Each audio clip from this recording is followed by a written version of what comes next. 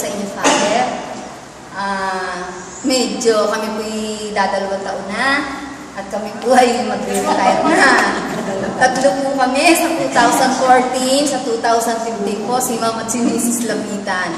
Pero, masaya pa rin po naman kami kasi may maiiwanan pa rin po kami na magmamahal sa Liceo. So ako po ay nagturo sa public ng siguro ilang buwan na wala po akong kahirap-hirap dahil yung pong teacher namin ng college na siya pong supervisor sa public, sabi po niya sa amin pagka kami nakatapos na, siya mismo mag-a-apply sa amin. Kaya kami po tahimik, kami po pinakaon sa aming bahay. At tinutoo po niya yung kanyang sinabi. So kami po dinala niya sa Gibara, pinaghiwa-hiwalay lang po kami ng school para po hindi halata na siya lahat ang nag-apply sa amin. Ako po'y tumagal lamang ng ilang buwan doon dahil nagkataon po sa St. Augustine noon, kami po ay isang jeep na taga San Pablo. So sabi po ng mga taga San Pablo, dito ka na lang Nids, huwag ka na dyan sa Santa Cruz, ang layo niyan. Dito ka na lamang. Ay palibasa po sa public, ang kasama ko po matatanda na. Kasi kami po noon sa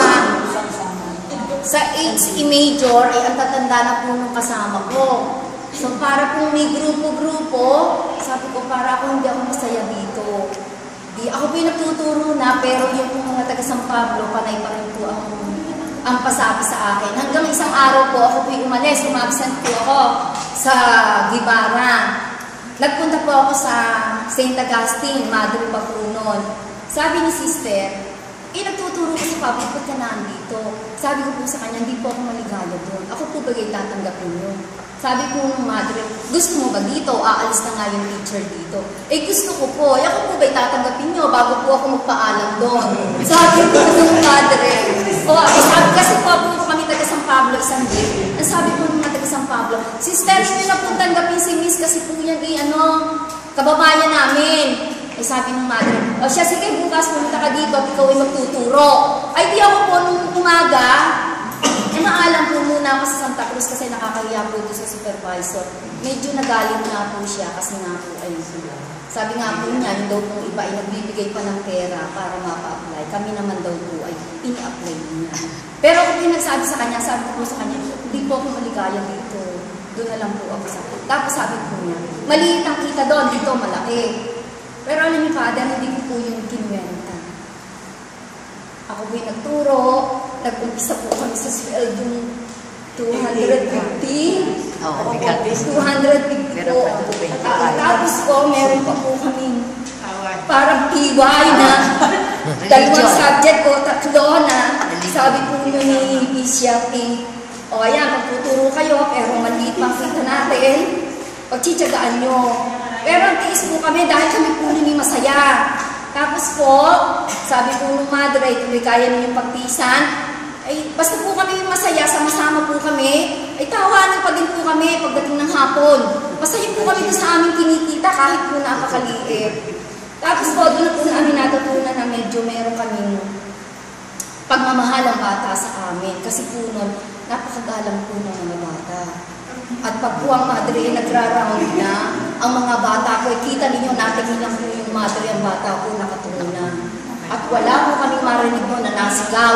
Basta po nakita niyo yung palaypay yung sayan ng madre, ang bata ko nun para po pinipit na luya. So, umaba po yun hanggang sa nagtagal po kami, yun po mga dati po kasamahan, umalis na po sila, meron po nag-abroad, meron po nagpuntahan sa public. Kami po ay naiwan uli sa Liceo kasi napamahal na po sa amin yung St. Augustine. Kasi nakita po namin dito na kami po ay nakisama sa mga taga-bae, na maganda din po naman ang pakikisama sa amin. Ang bata po naman ay maayos po sa amin.